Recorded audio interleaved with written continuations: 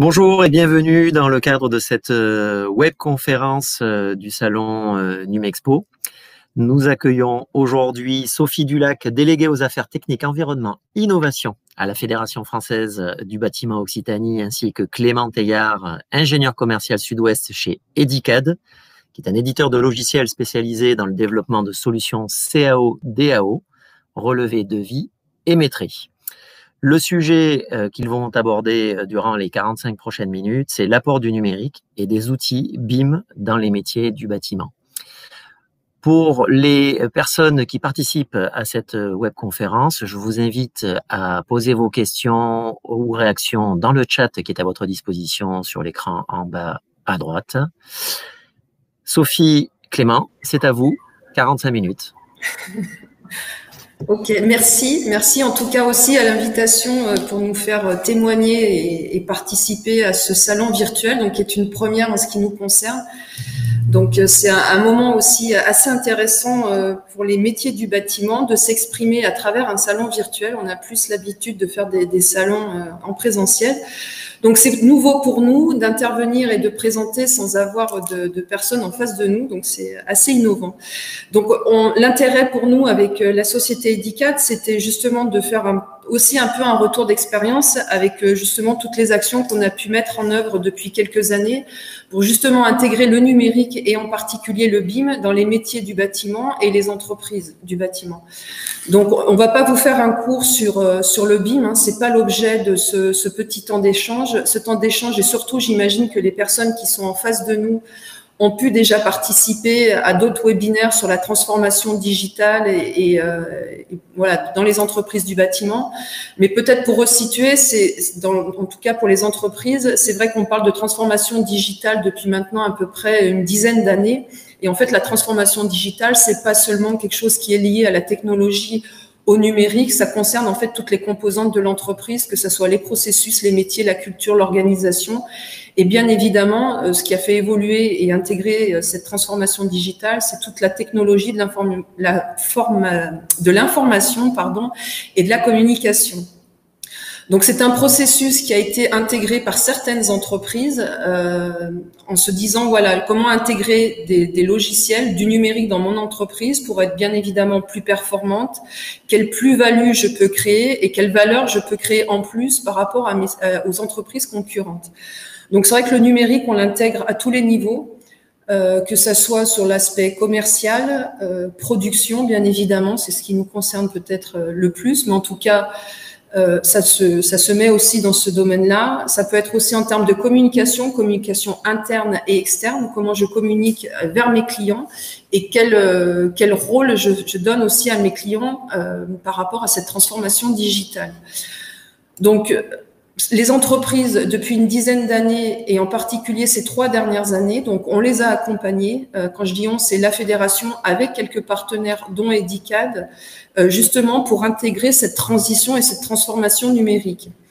On a répondu à un appel à projet qui était donc initié par la région Occitanie, qui concernait la transition numérique et la cybersécurité dans les entreprises.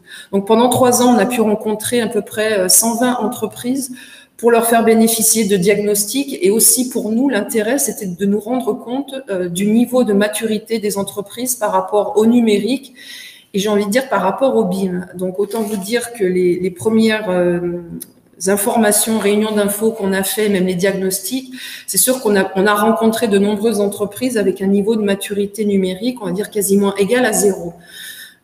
Mais ça, c'est pas, je veux dire, anodin, c'est pas anodin, et surtout, c'est normal dans le sens où les entreprises du bâtiment ont toujours eu un peu de mal à se mettre dans le numérique, mais une fois qu'elles ont compris l'intérêt, bien évidemment, que ce soit encore une fois, sur tous les domaines et en particulier la production, elles ont fait pour la plupart la bascule. La preuve, c'est que cet appel à projet auquel a répondu d'autres lauréats à nos côtés ont pu justement accompagner les très petites entreprises et puis aussi les PME.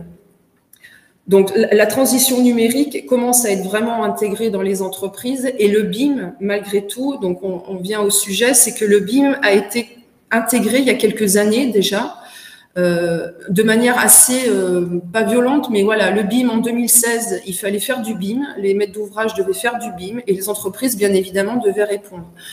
Donc, on a quelque part accompagné ces entreprises pour se former, déjà comprendre qu'est-ce qu'était le processus BIM, et puis ensuite se former pour pouvoir répondre aux appels d'offres.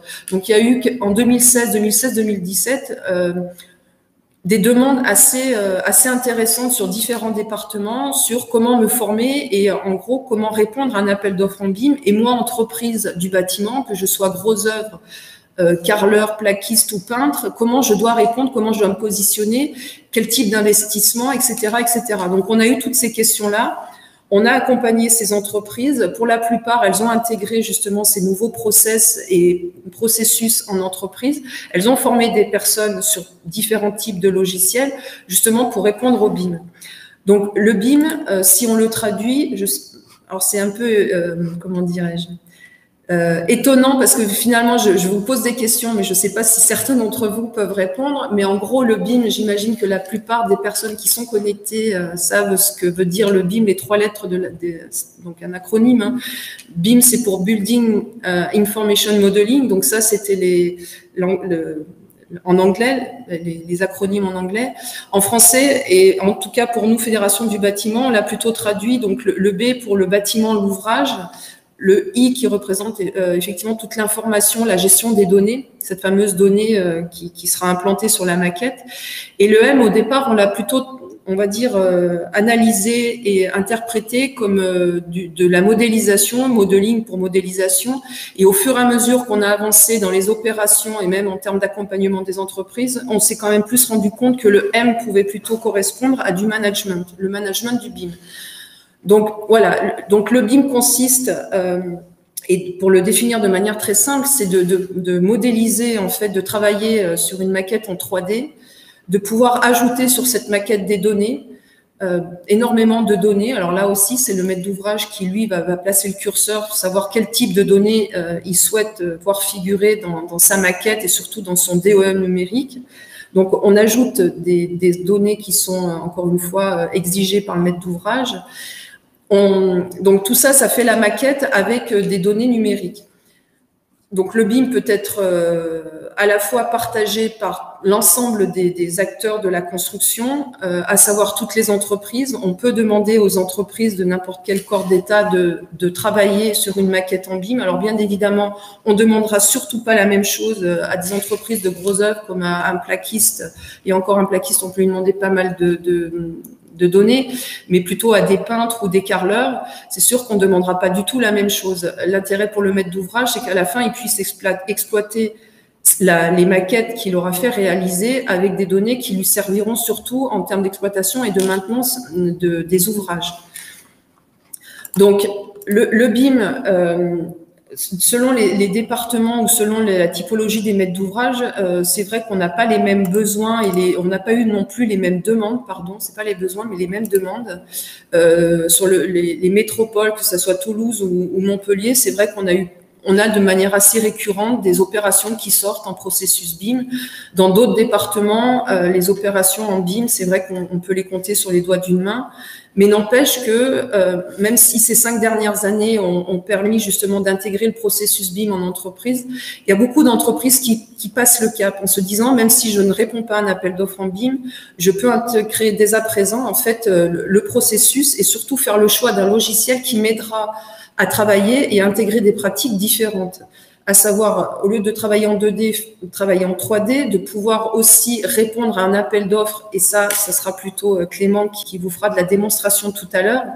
Mais voilà, à partir d'un appel d'offres, qu'on ait des plans en 2D ou en 3D ou des gens en format IFC, on va pouvoir répondre, faire des métrés, donc quelque part gagner du temps. Donc l'intérêt pour les entreprises, même si encore une fois elles ne font pas du BIM, parce que le BIM n'est pas obligatoire à l'heure actuelle en France, elles peuvent intégrer ces nouvelles pratiques, travailler différemment, améliorer justement leurs compétences et leurs pratiques sur la réponse aux appels d'offres. C'est sûr que si on gagne du temps pour répondre à un appel d'offres, c'est ce que nous font remonter certaines entreprises. Au lieu de répondre à 3-4 appels d'offres, je vais répondre x3 ou x2 à certains appels d'offres parce que je vais être équipée et parce que j'aurai la personne compétente formée en interne. Il y a aussi le volet commercial communication qui séduit beaucoup les entreprises dans le sens où quand elles vont rencontrer un maître d'ouvrage ou qu'elles doivent organiser des réunions de présentation d'avancement de l'opération, c'est sûr que de travailler en 3D, c'est toujours plus sympa, c'est toujours plus compréhensible par rapport au maître d'ouvrage et à tous ses clients. Donc, il y a beaucoup d'entreprises, encore une fois, qui travaillent maintenant exclusivement en 3D et non plus en 2D. Voilà. Je n'arrive pas à voir s'il y a des questions pour l'instant sur le chat, donc je vais continuer.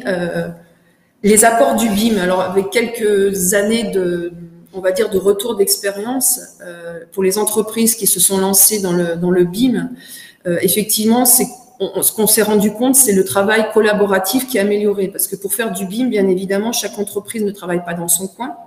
C'est le contraire en tout cas, des objectifs du BIM, c'est de pouvoir améliorer, faciliter le travail collaboratif.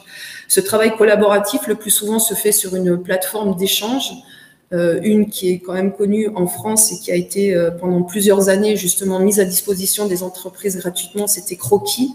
Justement, c'était pour familiariser les entreprises toute taille et toute activité sur ces plateformes collaboratives.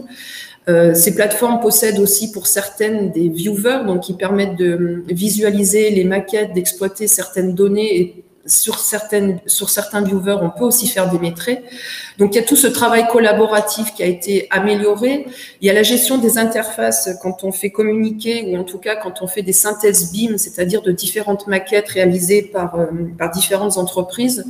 La synthèse BIM permet justement d'améliorer la gestion des interfaces et surtout d'éviter les clashs ou les désordres qui peuvent se faire ou se voir, en tout cas, ou constater sur chantier. Donc, tous ces gains qui sont faits en amont, en fait, de la phase démarrage de chantier, c'est sûr que ça prendra peut-être un peu plus de temps, mais en tout cas, sur chantier, on aura beaucoup moins de dysfonctionnements, de désordres, de choses qu'on n'aurait pas pu voir en amont.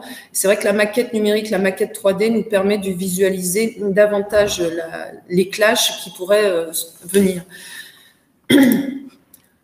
Donc peut-être, au lieu de continuer sur un cours de BIM, parce que je vois le temps passer, c'est peut-être laisser la parole à Clément justement pour nous faire des démonstrations et avec les logiciels, il va vous l'expliquer, mais en tout cas, voilà, c'est de la réception d'un appel d'offres, en tout cas, que ça soit en 2D ou 3D, tout ce que les logiciels peuvent aider et faire. Et justement, pour permettre aux entreprises de pouvoir répondre dans les meilleurs délais à un appel d'offres en BIM. Donc Clément, je te laisse la parole. Je ne vois pas de questions, donc on peut poursuivre. Donc bonjour à tous. Donc Clément Taillard, société Edicad. Ma société Edicad est une société d'édition de logiciels. Donc je vais vous présenter juste en amont un peu la partie de Edicad. Hop. Chic. Donc, Edicad, nous sommes basés sur K. Et donc, nous sommes éditeurs de logiciels d'une suite logique de logiciels, donc un logiciel de dessin en 2D, 3D pour la conception de plans, donc pour les maîtres d'œuvre, architectes et dessinateurs. APC Render, qui est un logiciel de rendu. Donc ça, c'est plus pour la partie dessin. Et APC Survey, donc, qui est QCAD, qui est un logiciel de métré. Donc celui-ci est destiné plus aux artisans. Et donc qui va permettre de métrer des plans, donc que ce soit en 2D ou en 3D.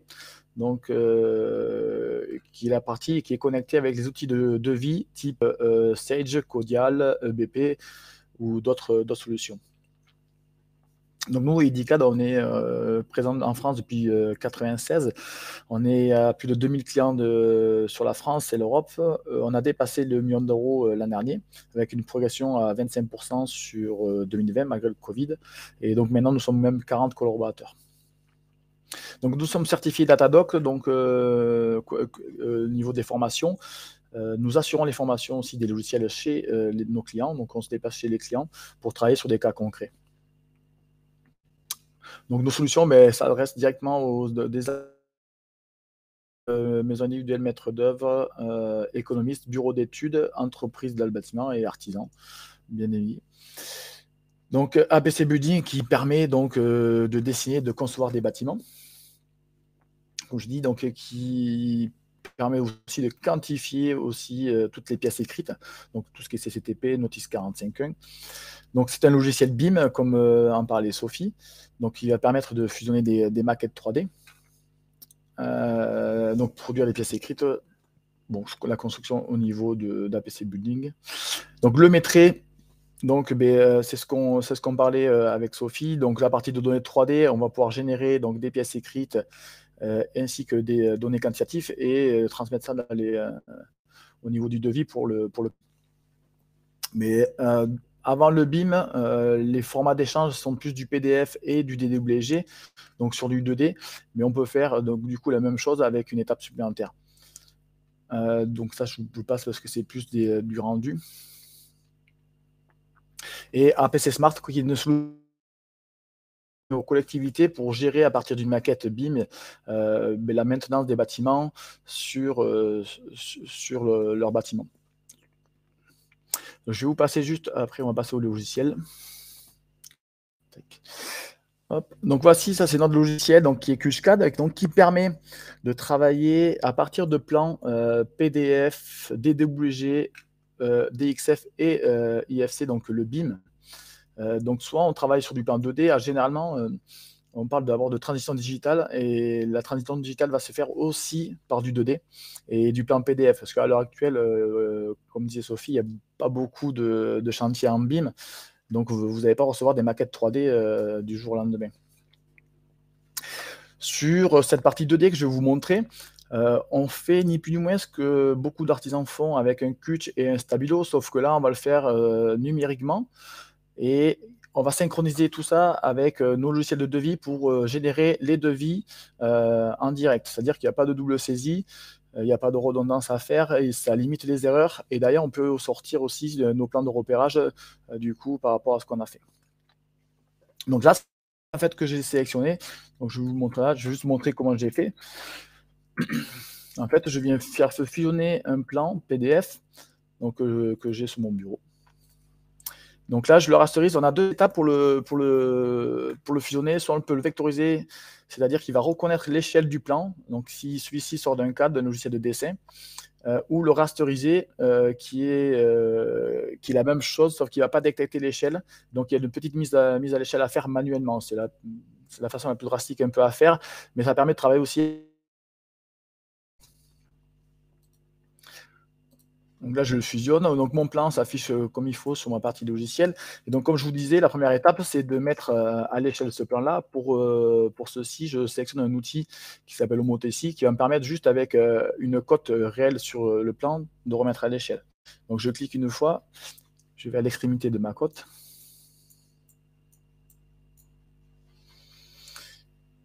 Et là, je lui indique la vraie cote réelle du plan, donc qui est 18,12. Et je clique sur Entrée, échelle le plan sur l'axe des X et des Y. Donc après, je peux revenir mesurer ma cote si je veux être sûr. Mais à partir de là, on peut pouvoir mettre notre projet. Donc soit si je suis artisan maçon, je vais pouvoir mettre la maçonnerie ou le doublage placo. Et je vais envoyer tout ça dans... là, je vais vous faire la démonstration avec Sage. Donc en fait, je l'ai là.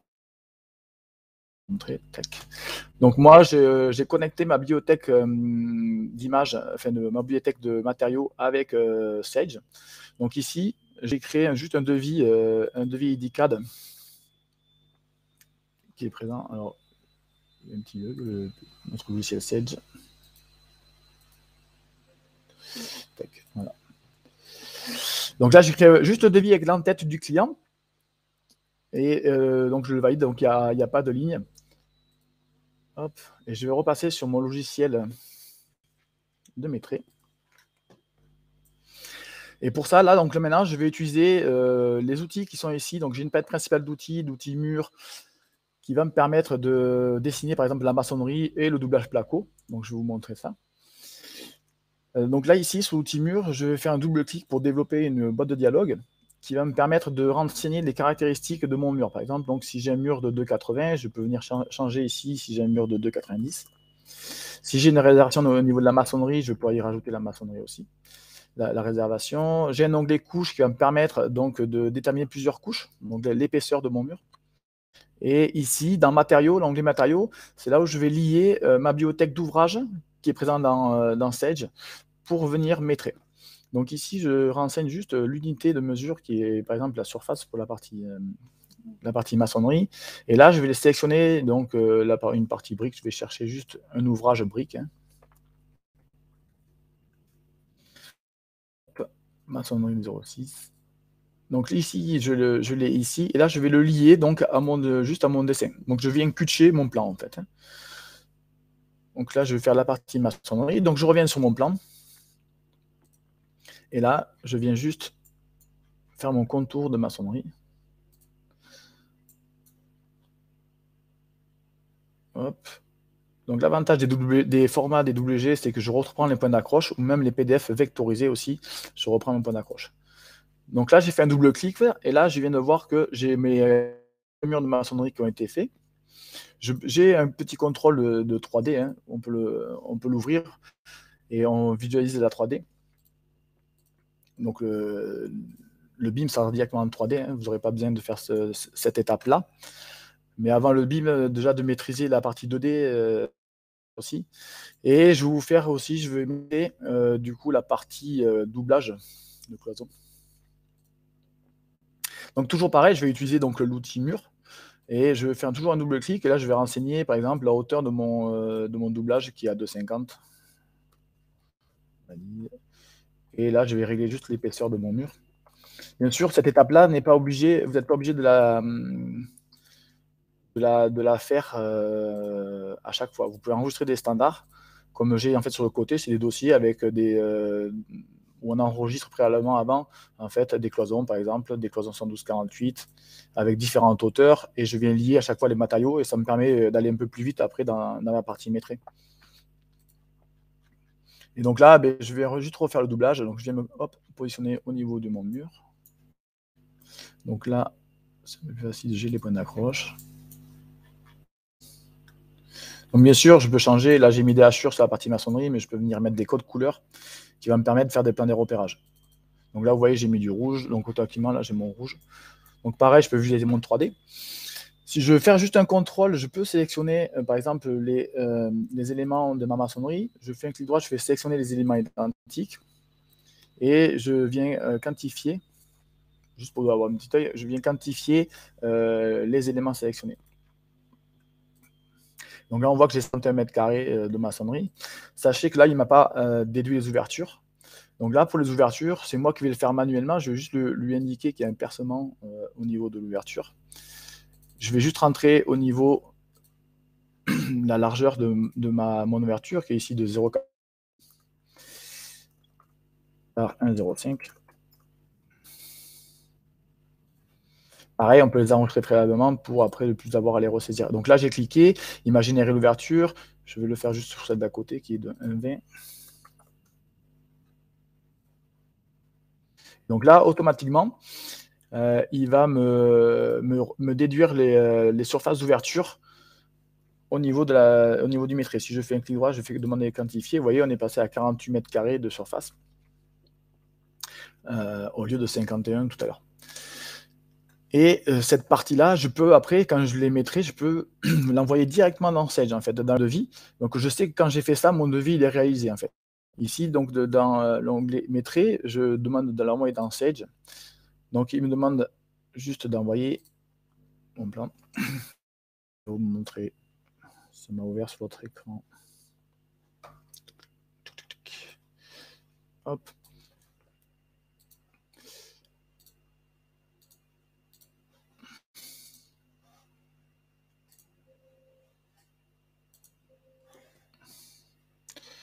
Alors, ne bougez pas, j'ai juste perdu.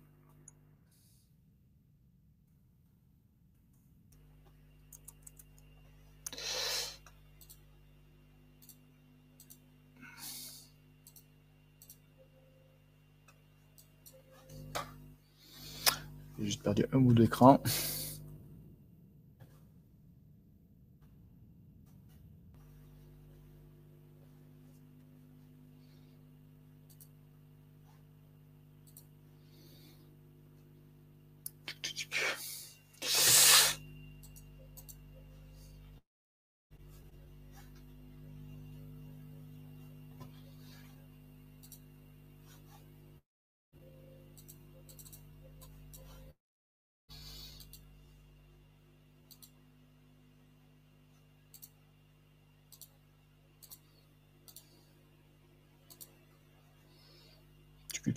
Alors, j'ai un petit bug, ne bougez pas.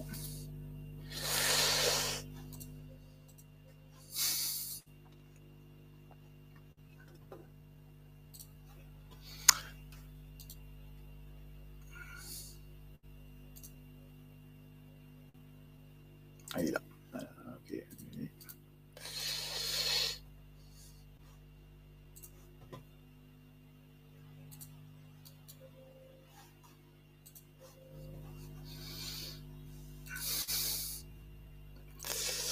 Yep.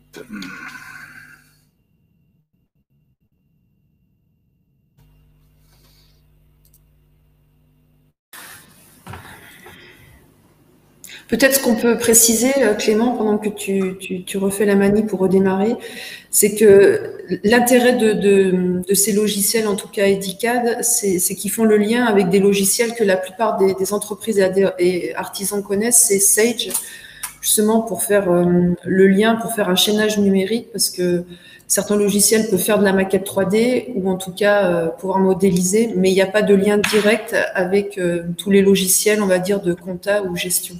Oui, exactement. Nous, la passerelle avec beaucoup de dans le bâtiment. Donc, déjà, les trois principaux, c'est Codial, EBP et Sage.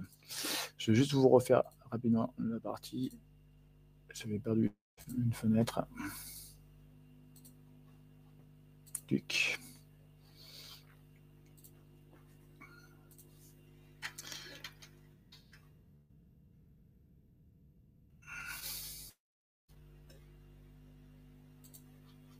Alors, je vais vous faire juste la partie doublage. Vous allez voir.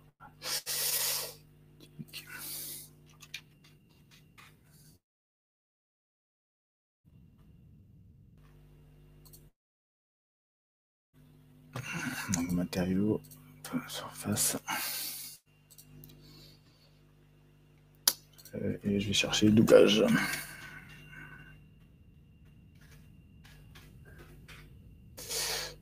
Mur, hop.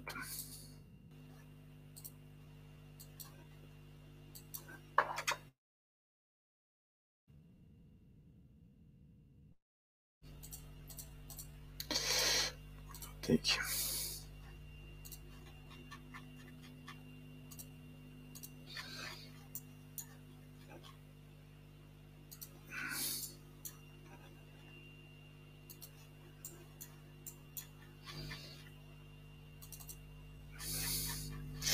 Voilà, donc là, je vais vous montrer. Hop, mettrai.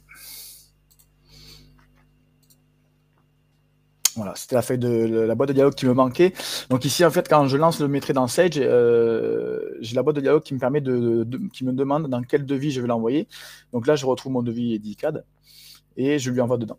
Et donc là, quand je réouvre mon devis Sage, je reviens de ma ligne et là, je retrouve du coup mon ouvrage isolation, doublage laine de mur avec mon mètre carré qui est. Alors, sachez que vous pouvez travailler dans ce sens-là, mais vous pouvez travailler aussi dans l'autre sens, c'est-à-dire à partir d'un appel d'offres. Vous pouvez télécharger l'appel d'offres directement dans Siège, Codial ou EBP et travailler à partir de celui-ci. Donc ici, la maîtrise, vous faites appel d'offres, on fait afficher l'appel d'offres. Donc une fois que vous l'avez rentré dans la partie Sage, vous le choisissez. Par exemple, l'indicateur, je reprends le devis que j'ai fait. Hop. Et là, j'ai toujours qui me permet de retrouver mes ouvrages. Et là, par exemple, donc, si je dois apporter une modification ou répondre à cet appel d'offres, je vais juste rajouter la partie doublage du garage, par exemple. Hop. Je sélectionne mes murs que je veux maîtriser. Et sur ma boîte de dialogue, ici, je sélectionne mon doublage mur. Je vais juste cliquer déposer. Il me demande unité, je veux maîtriser, donc c'est la surface. Et je clique sur OK. Et là, vous voyez, il vient de m'apporter mes 4 murs en plus à maîtriser. Et derrière, je fais enregistrer. Et ça modifie le devis directement dans Sage. On travaille aussi à partir avec Spigao aussi. On travaille aussi à partir des appels d'offres de Spigao, vous avez la possibilité de télécharger. Donc, il y a quand même toujours une petite manip à faire au niveau du plan 2D. Si c'est sur un plan 3D BIM, donc il faudra juste affecter à cet ouvrage-là pour avoir le maîtrise derrière.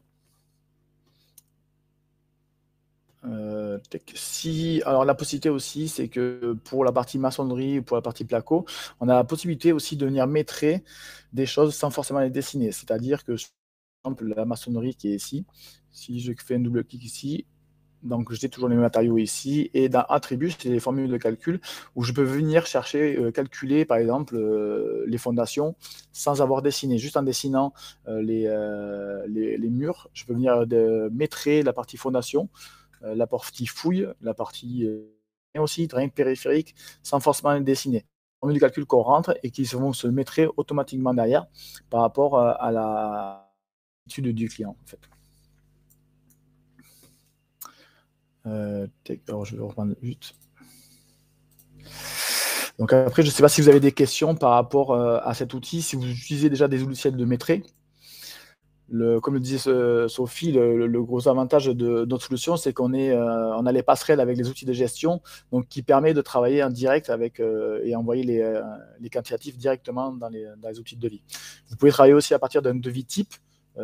Souvent, c'est souvent les mêmes ouvrages qui reviennent, et donc après, vous n'avez plus qu'à affecter ce type de cloison à ce type de mur. Alors là, c'est une maison simple, mais ce qu'on peut aussi sortir, c'est la localisation. C'est-à-dire que là chaque pièce, la partie doublage cloison, on peut l'affecter à la cuisine, au bureau, étage par étage. Et après, sortir le quantitatif global. Ça, je peux vous le montrer aussi, parce que j'ai un client qui s'en sert. Le quantitatif global du maîtrise par chantier, et par étage, et par pièce. Je vais vous montrer ce que ça donne. Donc ça fait, hop.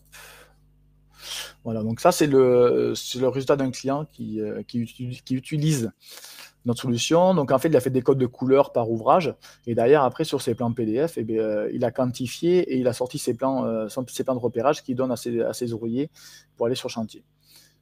Donc on a les codes couleurs, chaque ouvrier plat. Là, c'est les plafonds rampants au niveau de la couleur jaune. Et ça, on le sort étage par étage. Et là, à la fin, on est capable de sortir soit en PDF ou soit en Excel le quantitatif global du chantier, et aussi le quantitatif global, donc avec la localisation. Donc vous voyez que cet ouvrage-là, le doublage F530, l'NVR de 100, on sait qu'au bâtiment A, R+1, on en a 100, à l'appartement, il y en a 6 mètres carrés 95, l'appartement 102, il y en a 2,49, l'appartement 103, il y en a 12 mètres carrés, ainsi de suite, ainsi de suite. Ce qui permet, dans les bâtiments où il y a plusieurs étages, d'apporter les matériaux directement dans chaque pièce, à chaque étage, et pas tout monter aussi d'un seul coup.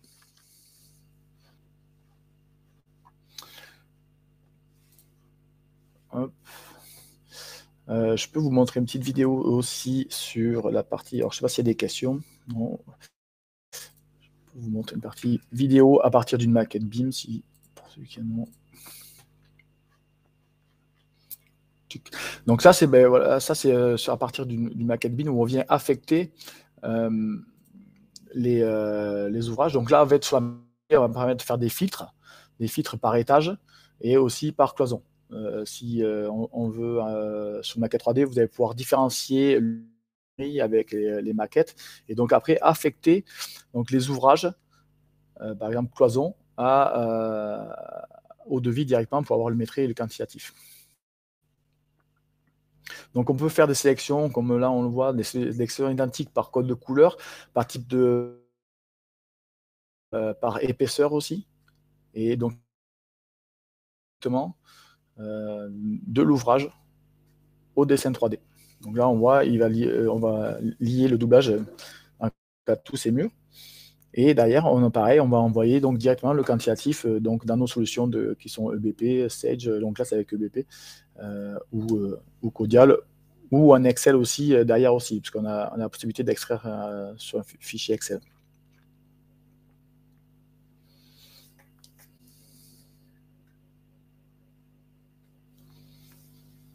Donc après les maquettes BIM, c'est vrai que bon, les maquettes 3D, comme disait Sophie, on n'en voit pas beaucoup à l'heure actuelle. Mais ça va arriver dans les années à venir. Et ça va être une demande de pouvoir gérer les formats IFC. Et donc, notre logiciel donc de fusionner directement les maquettes IFC pour venir les mettre.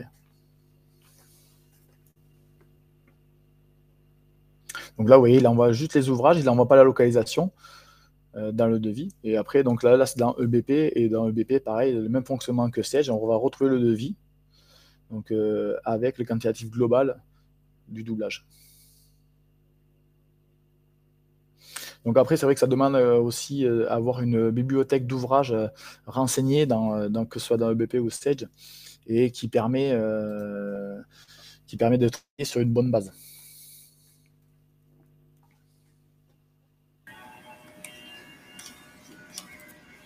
Je ne vois pas de questions, donc je pense que toutes les personnes connectées ont dû intégrer en tout cas la démonstration, les démonstrations. Donc vous aurez toutes nos coordonnées, je pense sur le site, que ce soit Fédération ou Edicad, pour nous poser toutes les questions qui vous viendraient ultérieurement.